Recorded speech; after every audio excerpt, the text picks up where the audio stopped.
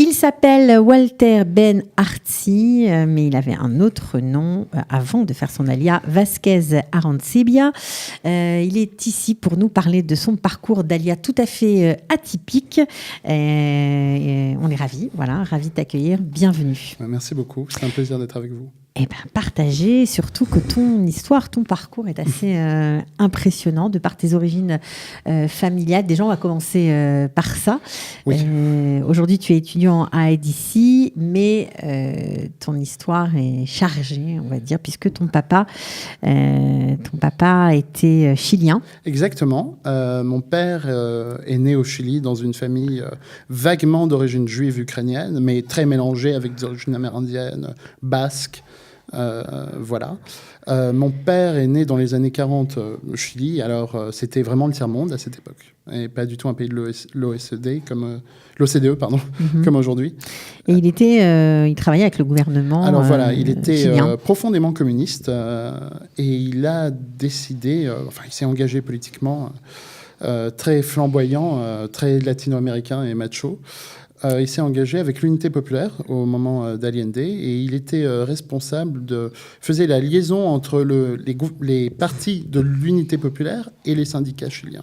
Voilà, pendant les années de 70 à 73. Et puis... Après le coup d'État, il est parti. Voilà, après le coup d'État, c'était ça. D'ailleurs, il a été condamné à mort par contumace, voilà, par le gouvernement de Pinochet, charmant gouvernement, grand ami d'Israël. Et donc, voilà. Ok. Alors ça, c'est un peu le côté paternel. Du côté maternel, c'est un peu plus calme. C'est un peu plus calme, mais c'est une famille extraordinaire aussi. Vraiment, je pense, encore plus extraordinaire. Une famille italo-tunisienne. Ma mère a ouvert les yeux à Carthage, elle aime le dire ainsi. C'est une famille d'intellectuels. Vraiment, mon grand-père avait 2 doctorats en droit et a été à la Cour des comptes en France, mais ensuite est passé dans le privé. Un artiste. J'ai aussi quelqu'un dans ma famille qui a traduit Victor Hugo, L'homme qui rit, en hébreu, alors à l'époque des Ohavei Tzion, alors vraiment au 19e siècle. Voilà, c'était il y a bien longtemps. Voilà, ok, alors tout ce background fait que forcément, une fois le bac en poche, tu t'es dirigé vers Sciences Po Paris, puisque c'est là où tu grandissais. C'était pas évident du tout, parce que moi je voulais venir ici faire l'armée. J'avais jamais mis les pieds en Israël, mais ma mère m'a convaincu. Voilà. L'influence de la mère juive, ma mère que j'adore et que j'admire énormément. Elle t'a convaincu de rester, de faire Sciences Po. Elle m'a convaincu d'essayer, de tenter. Et ça a été extrêmement satisfaisant sur le plan intellectuel. Mais en même temps, je me sentais contemplatif de ma propre existence. Voilà. J'étais malheureux ? Je ne dirais pas que j'étais malheureux, mais j'étais dans une sorte de nostalgie de quelque chose que je n'ai jamais connu d'ailleurs. Je voyais... Tu rêvais d'Israël en fait ? Pas tellement. J'avais un profil littéraire et j'écrivais, comme tous les adolescents, avec les hormones, on écrit de la poésie et des nouvelles. J'ai toujours eu une passion de l'histoire et je pense que ça c'est mon père, le sens très latino, un sens de l'histoire et de ce qui est juste et de quand il faut agir. Et je pense qu'Israël était l'endroit pour moi. L'endroit pour toi. Alors, un endroit que tu connaissais pas très bien. C'était un endroit fantasmé, on va dire un peu. Exactement. Et c'est mon roman préféré est d'un auteur français qui a refusé le prix Goncourt, Julien Gracq. C'est un balcon en forêt, et donc ça se passe pendant la drôle de guerre en 39-40. Il a aussi écrit Le Rivage des Syrtes, et c'est vraiment un endroit fantasmé. Je m'imaginais sur le Golan, attendant peut-être un état de paix ou de guerre, on ne sait pas trop. Une menace lointaine, mais grandissante. Alors ça c'est le monde de l'imaginaire. Exactement. De notre ami Walter, mais quand même dans la vraie vie, à Sciences Po notamment, c'était pas toujours facile d'être juif avec des idées. Alors c'est pas tant. On m'a toujours ramené à mon judaïsme. C'est ça en fait. À Sciences Po. Mais en France, c'était vraiment ça le problème. Moi, je me sentais très français, absolument pas juif. Vraiment pas du tout juif, mais on m'a ramené au fait que je sois juif. Alors malgré mon nom basque mixte, j'ai eu le droit à des remarques. Vázquez, c'est pas français comme le merguez. Bon. Voilà, mais à Sciences Po, j'ai eu le droit à des fais pas ton juif. À ce point. Oui. C'était il y a combien de temps ?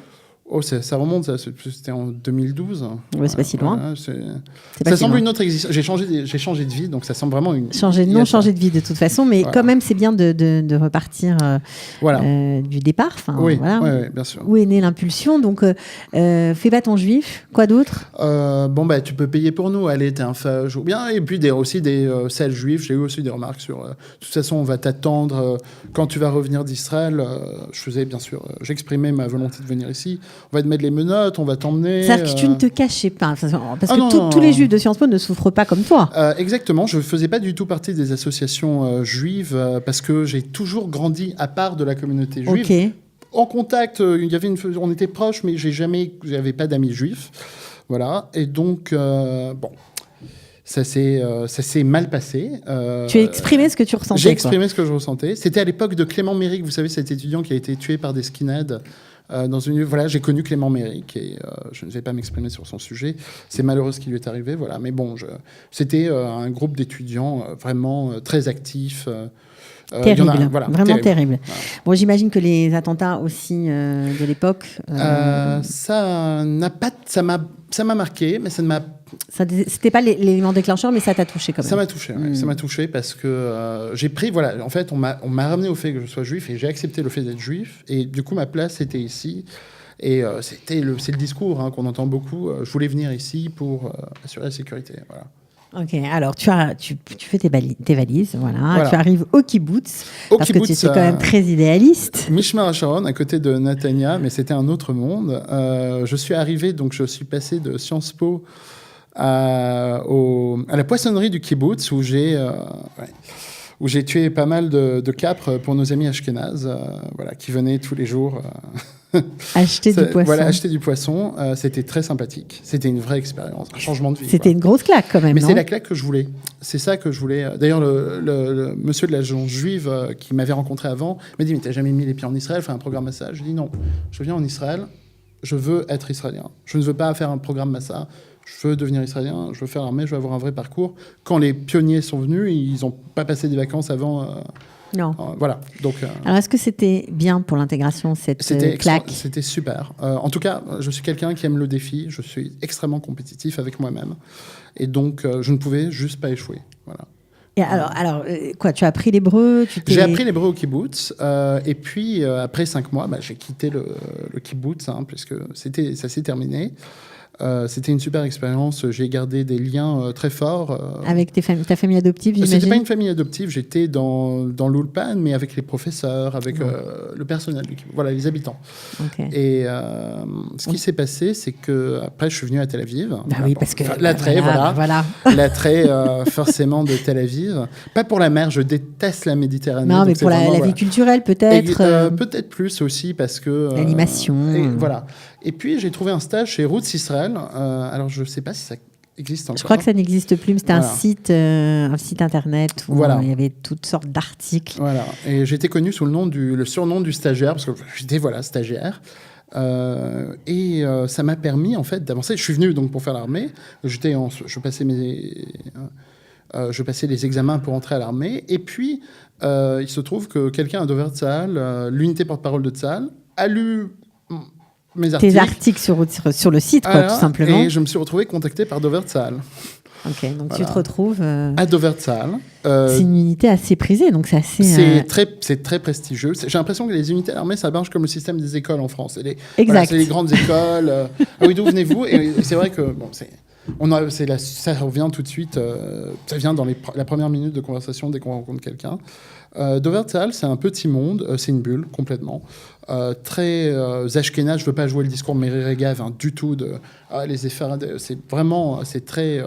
l'élite telle qu'on l'imagine dans les années 50, des enfants de généraux, de personnalités du monde académique et politique. C'est une réalité. C'est une réalité, voilà. C'est une réalité qu'on ne peut pas nier. Ben voilà. Voilà. Étant moi-même très loin, parce que je suis tellement mixé, alors là, très loin des ashkénazes, séfarades, voilà. Bon, mais ça ressortait pas tellement. C'était un constat. Alors en plus, tu arrives à une période difficile puisqu'on est en plein Tzuk Eitan. Tzuk Eitan, j'ai fait la fin. Et j'avais un ami que j'avais rencontré quelques mois avant à un dîner qui n'a pas supporté le choc de Tzuk Eitan, qui était un combattant. Et qui a mis fin à ses jours. Et puis il avait une histoire, un parcours exceptionnel, un garçon brillant.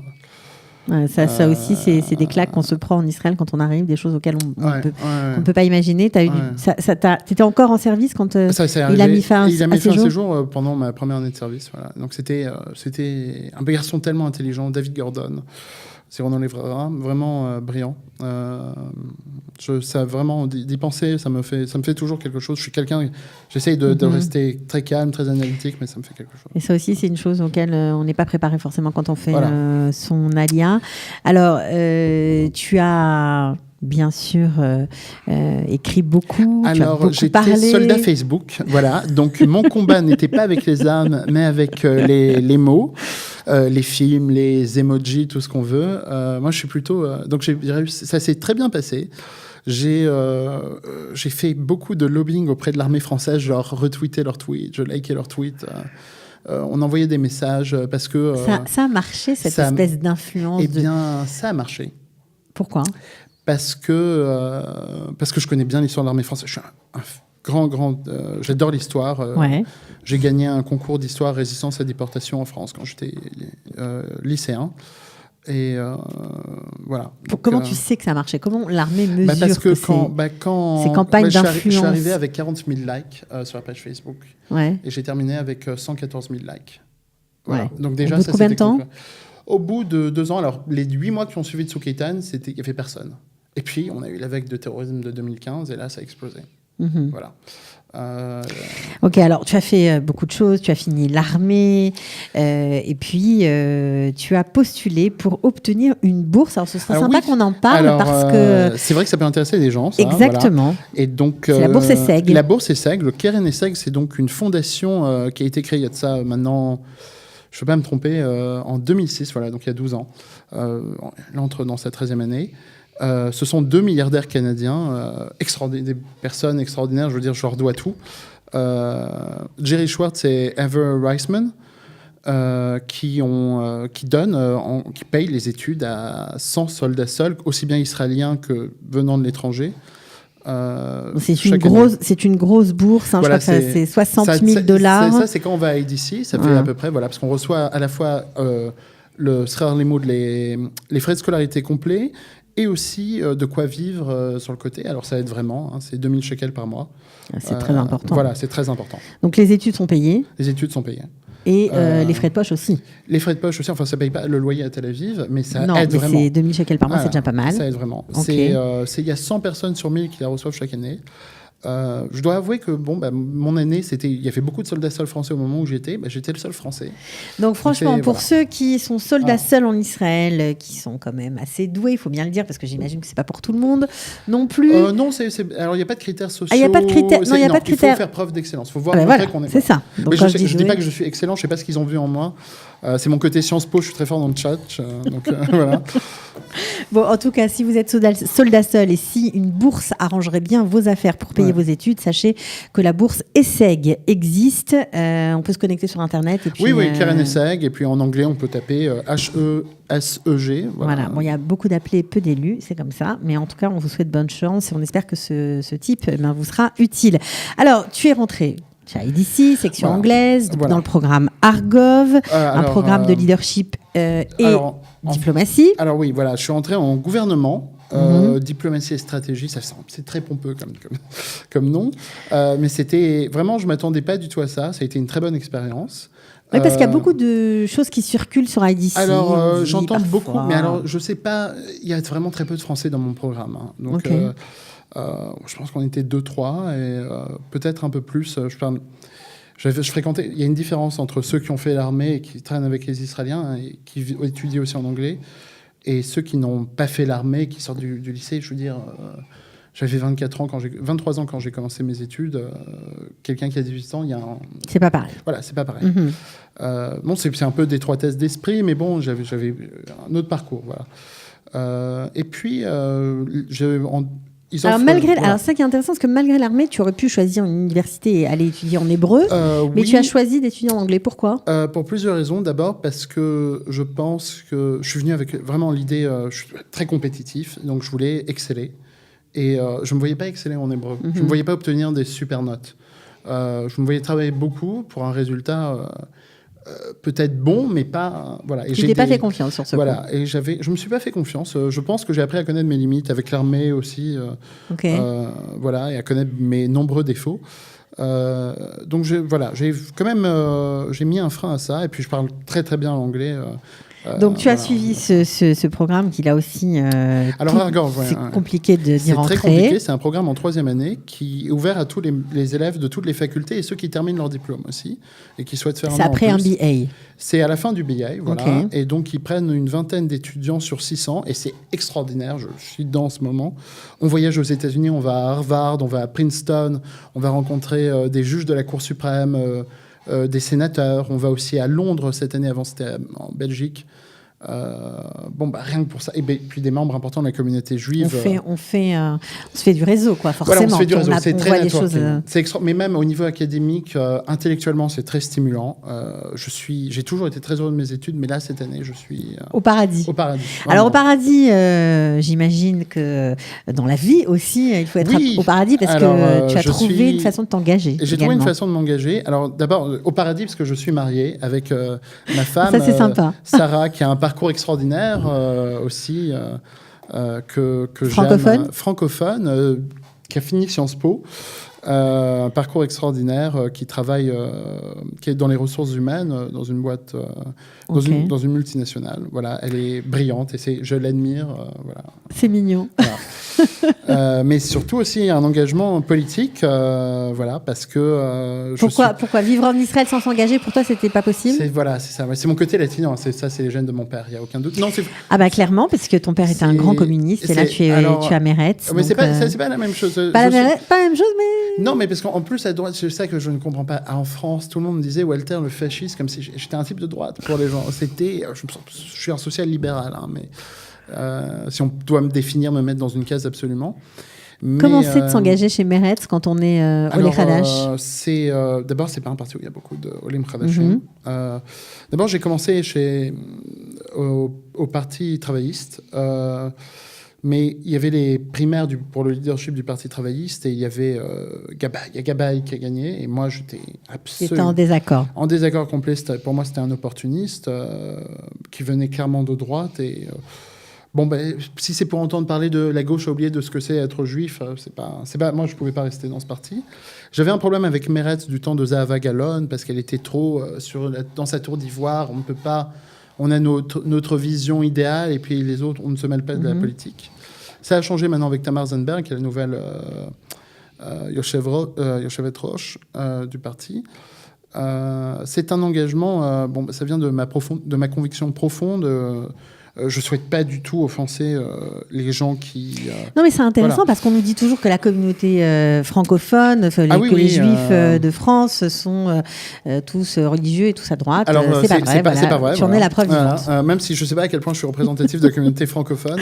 Non, mais bon, il y a de tout, quoi. Donc, moi, je suis très fortement contre notre présence dans les territoires occupés. Hein, c'est un terme légal qui n'est pas positif, qui n'est pas négatif, c'est juste une réalité. Pour des raisons... je pense qu'on a fait un trade-off, on a fait un échange. On s'est dit, on va garantir notre sécurité, ce qui est en échange, on va devenir un État comme les autres. Alors, c'est vrai, mais... notre sécurité, moi, je n'adhère pas à l'argument de Bennett, selon quoi celui qui vit dans le Gush Etzion protège celui qui vit à Tel Aviv. Je ne suis pas moins sioniste parce que je vis à Tel Aviv que quelqu'un qui vit dans le Gush Etzion. C'est très controversé. Oui, très controversé. On n'est pas là pour faire une émission politique, voilà. Mais de toute façon, c'est intéressant de savoir que... Voilà, il y en a pas mal, en fait. C'est juste qu'on ne les voit pas. D'accord. Voilà, parce que souvent, il faut dire aussi...